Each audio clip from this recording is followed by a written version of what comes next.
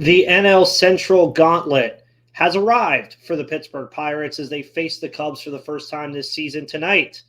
We'll talk about that and more on today's episode of Locked On Pirates, as well as talking about something fun that's happening in baseball this evening. My name is Ethan Smith of the Locked On Pirates podcast. Let's get into it.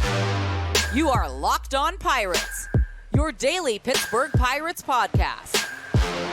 Part of the Locked On Podcast Network, your team every day.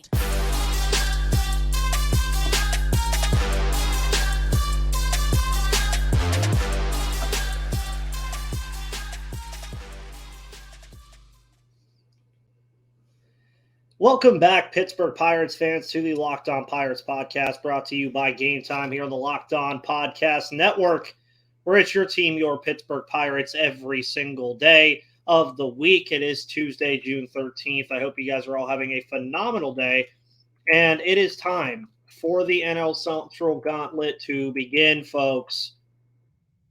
I've talked about it a lot. I've talked about this 9-game series that the Pirates have between the Brewers, between the Chicago Cubs, who they will see tonight. Talked about it a lot. It's finally here. Game 1 kicks off tonight at 8:05. The Pirates right now, first place in the NL Central. Folks from outside of Pittsburgh would say, the NL Central is garbage. Well, it is. It is. But the Pittsburgh Pirates being in this situation is not garbage. They have arguably been the best team in the division all year. It's just how they've run things this year has been great. Throughout the injuries that they've dealt with to O'Neal Cruz, JT Brubaker, Michael Burrows, they still withstood it all. Now is the test of how are they going to do against everybody in the division. And I talked about it yesterday with Gary Morgan, that I know that this Pirates team has been a lot better against the National League in general than it has against the American League, which bodes well for them no matter what. So then you look at that and you say, okay, what do the Pirates do here that can put them in a good spot?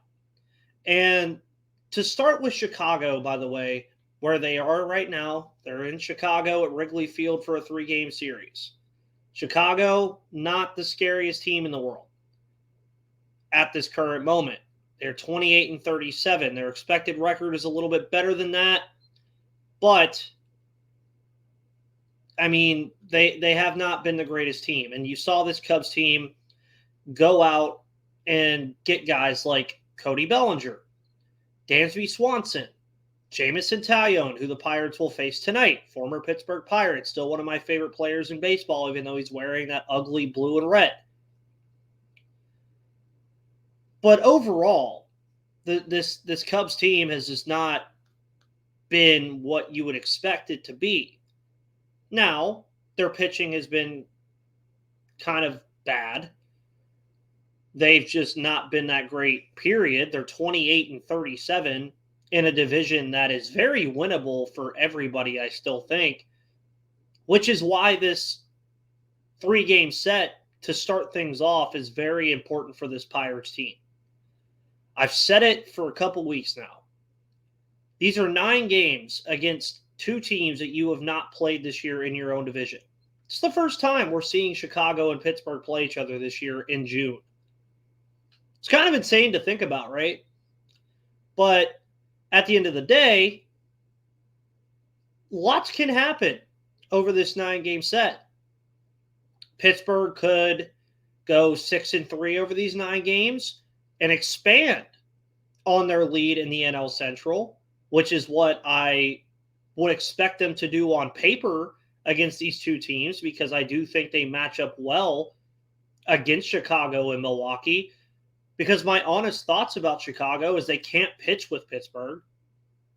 I really don't think they can outside of Marcus Stroman. Just my 2 cents there. And their offense isn't anything to really write home about either. The Pirates, on the other hand, of course, same deal. nothing really to write home about for the Pittsburgh Pirates offense at this moment in time. But I would have more trust in the Pirates offense than I would Chicago's. The Cubs have just been a team in the NL Central this year that they just haven't put it all together. And no team in this division has really put it all together. I mean, you look at where they sit right now. Jameson Taillon, who, again, one of my favorite pitchers in Pittsburgh and really got me into the sport, the place of covering this team. He's 1-4 with a 6.8 ERA, a 1.54 WHIP, and only 40 strikeouts. It's not that he's not playing well at all. And Chicago has a losing record at home. Meanwhile, the Pirates have a winning record away from home. Albeit that record was much better before May, the Pirates are still a pretty good team on the road. They're 16-14. And the Cubs, much like the Pirates, have a very good record when they score at least 5 runs, 15-6 in those games. So I think that's what the Pirates have to do here is know that they can outpitch this team. They can outpitch the Cubs. That is not something crazy to say. Now, obviously, Luis Ortiz goes tonight. We'll see what Luis Ortiz can offer. He's picked it up a little bit as of late. He now sits at, I believe, a 4.23 ERA, yes, with a 1.81 WHIP and 16 strikeouts. So he's played better as of late. But I'd still say advantage Pirates just the way that Taillon is pitching. He's not pitching well at all. Now, of course, Dansby Swanson doing a little bit better as of late for the Cubbies as well. 7 for 37 with a double and a home run over his last 10. They paid him a boatload of money to come here to compete, and they're not doing that right now. Last 10 games for the Cubs, 4-6. They're batting 177, folks, over their last 10 games. Yes, they are batting well below the Mendoza line as a team in their last 10 games. And they still went 4-6, got outscored by 18 runs. Pirates, meanwhile, 7-3 in their last 10. They played much better baseball coming out of May, which was, again, a dismal month for this team. But even in the fact of it being a dismal month for this team, here they stand in first place with a chance to extend their lead over Chicago, who's not the team that they're fighting against right now. But this is a Chicago team that's without Justin Steele. It's without Edwin Rios. It's without Brad Boxberger, Nick Burdi, Brandon Hughes. It's not exactly a team that you look at if you're the Pittsburgh Pirates and say, okay, this is scary. Like, this is a team that we need to be scared of. No. Don't be scared of this team. Now, am I going to sound like a moron if they lose tonight? Yes. Because not being scared of the team should mean that you should sweep them. No, because these are still division games. The Pirates have been that thorn in the side of teams for quite a while in games like this. And I even read a story from a Chicago publication that said this is the most important 3-game set the Cubs have had against the Pirates in years. And they're not wrong. The pitching matchups, of course, in this one, Luis Ortiz and Jameson Taillon go tonight. Again, I think that's advantage Luis Ortiz. Rich Hill faces Drew Smyly. We'll see what happens there. And then, of course, Johan Oviedo will face off against Marcus Stroman. So that Thursday game, I think, is the biggest loss that you get there. But we'll see what happens. Also, the Pirates just so happen to call somebody up to help with the pitching woes that have been depleting this team now with the injuries to Vince Velasquez, Roansy Contreras has moved to the bullpen, etc. And his name is Osvaldo Bido. We're going to talk a little bit about him and then give some previews and predictions on this series. But before we do that, I want to tell you about the wonderful people over at Game Time. Game Time, of course, is your place to buy tickets to your favorite events because it shouldn't be stressful. Game Time is the fast and easy way to buy tickets for all the sports, music, comedy, and theater near you. with killer deals on last-minute tickets and their best price guarantee, you can stop stressing over the tickets and start getting hyped for the fun you'll have. Forget planning months in advance. Game Time has deals on tickets right up to the day of the event.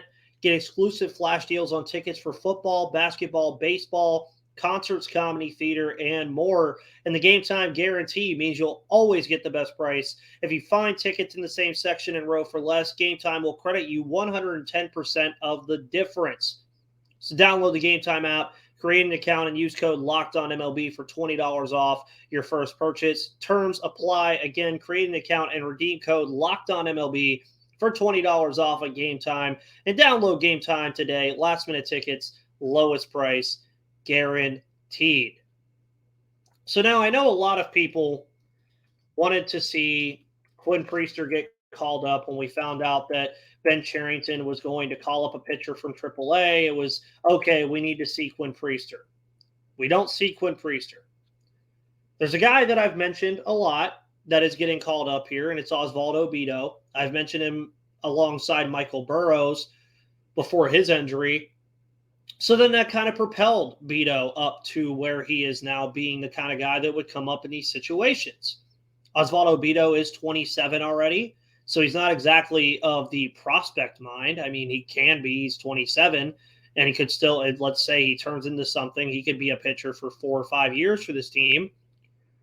He's played a lot in the minors over his time. Dominican Republic product. There we go, right-hander. Again, 27 years old. He has a career 4.4 ERA, over 500 innings pitched at the minor league level, over 450 strikeouts at the minor league level. What's he doing this year? Well, in 10 starts, 4.55 ERA, 56 strikeouts, and 55 and 1/3 innings pitched. He's been in Indianapolis since last year, too. Last year, he was a 4.53 pitcher. He's basically having almost an identical season to the season that he had in 2022 this year. The Ks are up a little bit more. The walks are down a little bit more. The average against him is definitely lower at this current time. The whip is definitely lower, but around his career average. So he's doing fine. I think he's going to be fine. But what does Osvaldo Bido offer? Well, you look at his percent of pitches striked this year. He's a career 64% guy in that area. 630 this year. Pitches per innings pitched. Usually he's in the 15s. That's also because he's been in the bullpen sometimes, but he's at 17 this year, which is down from last year.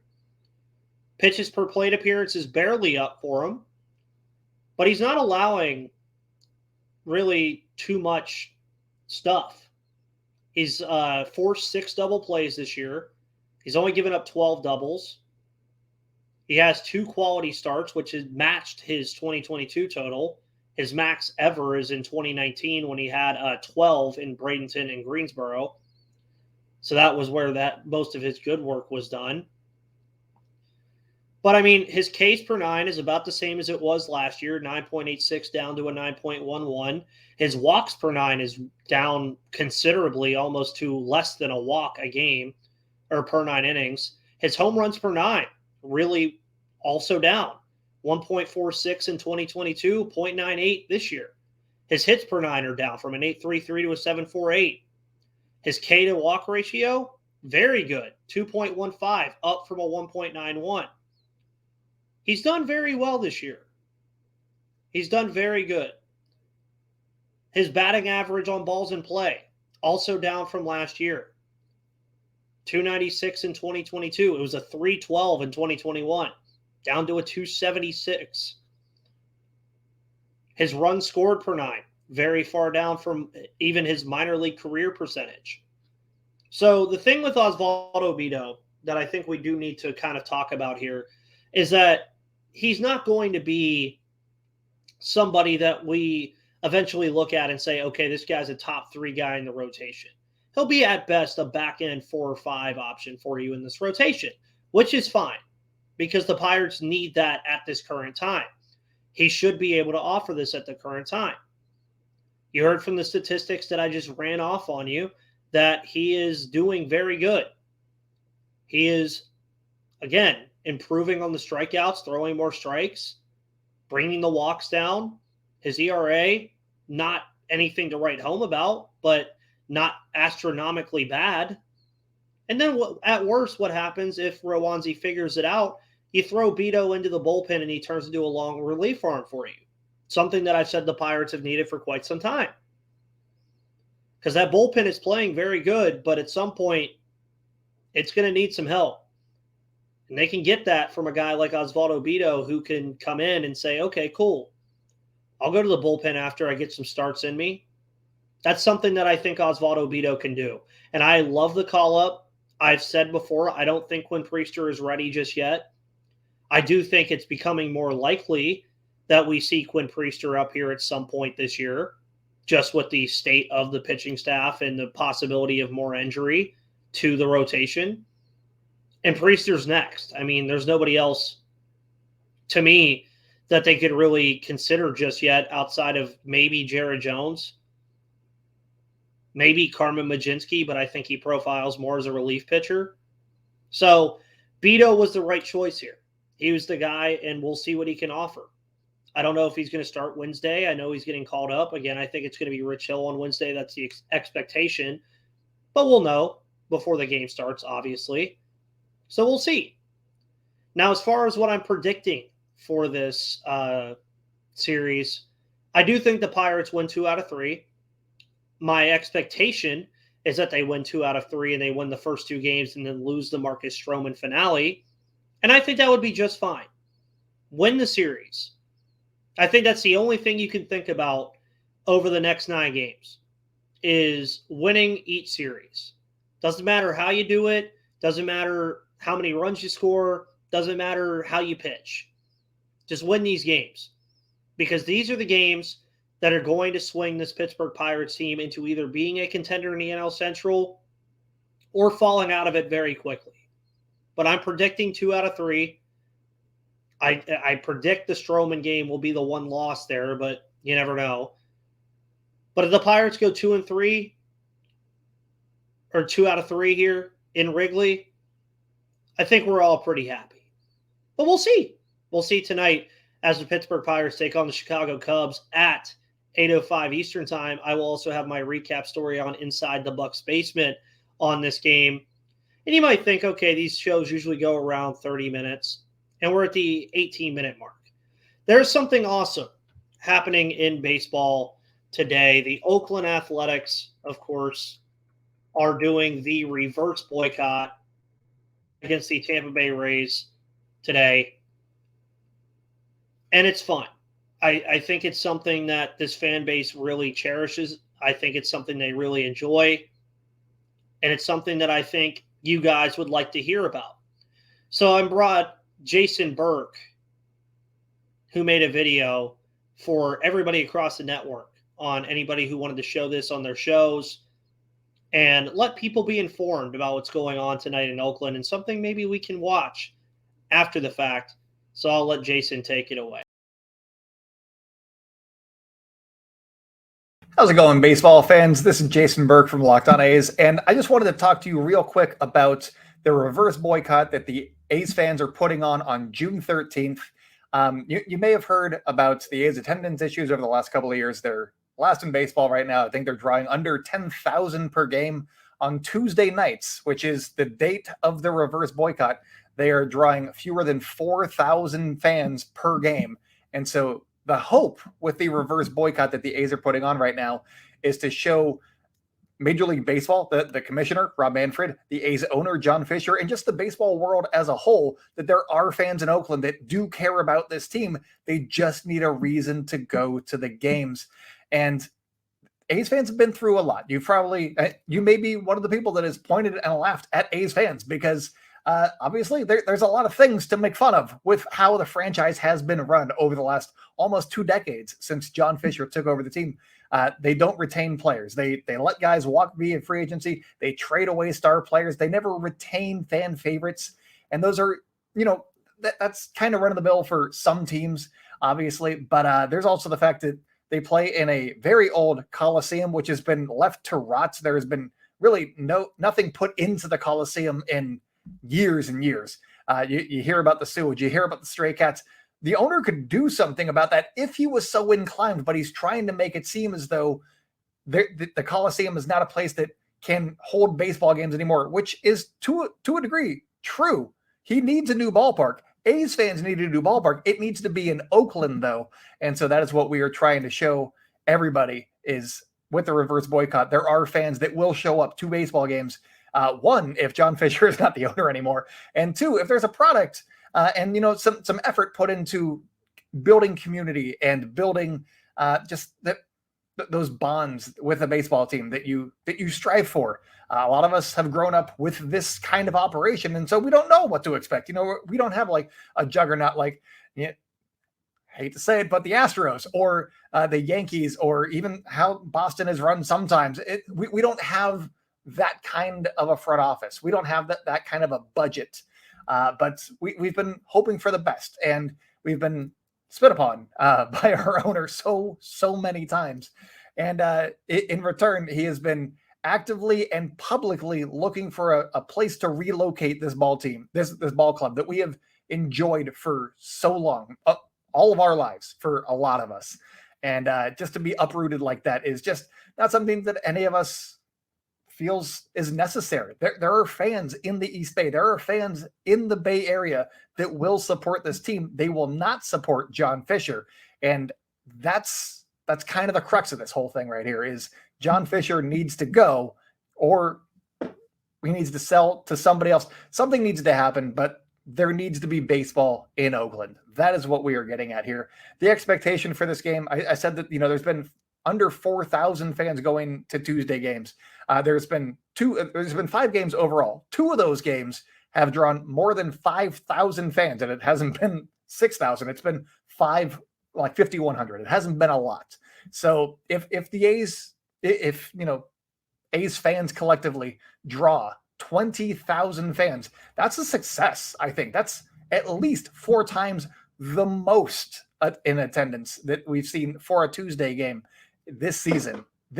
Also, A's, I don't know if you've noticed this, are on a historically bad pace. They've won 4 in a row right now as I'm recording this. That could change on Sunday, but they haven't been a good team either. So what reasons do A's fans have to go to these games and to spend money? Another fun point that doesn't get brought up a lot is that after ownership was, cutting back payroll, which forced the front office to trade away guys like Matt Olson, Matt Chapman, Sean Manaea, Chris Bassett, Frankie Montas, among others. He let Mark Canha walk. Starling Marte was never going to be re-signed by the A's, let's face it. But all that was a core. Also, Marcus Semien, he was also part of that team. They let him walk. They wouldn't offer him a qualifying offer, and then he's been basically an MVP since. So he's been okay. All of those guys have walked out the door, and in the middle of all of that, while not really putting on a winning team onto the field in 2022 or 2023 so far, they also doubled ticket prices. They're making it harder for fans to go enjoy this team or to go enjoy baseball, let alone enjoy, the losing product that's on the field. So there's been a lot of barriers put in front of A's fans. And so we're going to try and jump over those barriers, not literally, but figuratively on Tuesday, June 13th against the Tampa Bay Rays. A's fans picked a team that doesn't usually draw that well. The Tampa Bay Rays are that team. And so obviously they're one of the better teams in baseball, maybe even the best at the time that you're hearing this. They're a pretty good team, but they're not like a big draw on the road. So we're going to see what A's fans can do. One thing that we have done so far is raised over $30,000 in order to provide fans that go to this game, the June 13th boycott game, reverse boycott game, t-shirts they're Kelly Green, they say sell. They're very bare bones. They're very basic. They have been made at cost by local retailer Oaklandish at $5 a pop. And there's going to be over 7,000 to give away at this game. That is just a testament to how much this team means to the community. And there's a lot going on right now. It's been difficult. Obviously, nobody wants to lose their team. And we're on the cusp right now.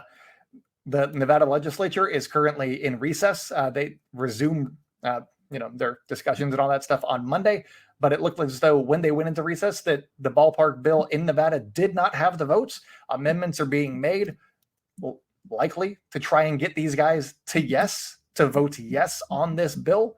And so time is of the essence. And so I guess what we're hoping for from baseball fans around all of baseball, if you're a Phillies fan, if you're a Rockies fan, if you're a Royals fan, if you're going to a game on Tuesday, if you have a Sell shirt, that'd be great. If you have an A's hat, that would be amazing. If you want to make a sign that says Sell or Fisher out or hashtag Oak Together, that's OAK Together, that would be amazing. Just stand in unity with A's fans because we could use all the support that we can get right now.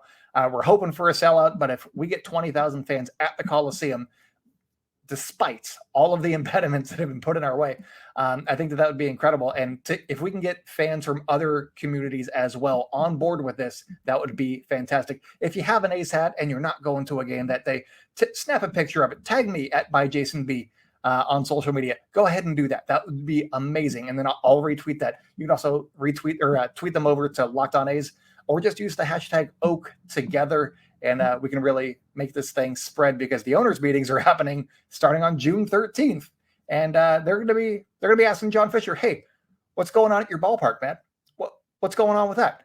And then maybe in a couple of months, they vote no on relocation. So that's a backup plan. So these are all pipe dreams. These are all hopes and wishes, but stand together with A's fans. We would really appreciate it. And thank you so much for your time. And, go your team. Yeah.